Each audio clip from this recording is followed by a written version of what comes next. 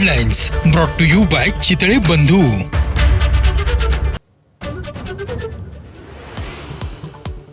परराष्ट्र मंत्र्यांच्या निवेदनानंतर बाजार सावरला. सकाळच्या पडझडीनंतर सेन्सेक्स 500 अंकांनी तर निफ्टी 200 अंकांनी वधारला.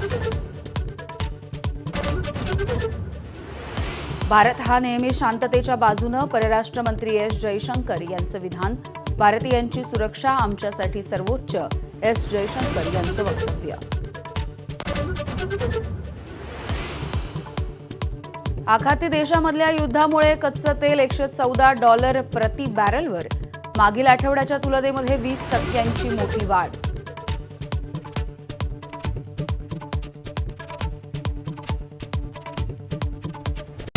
Headlines brought to you by Chitale बंधू.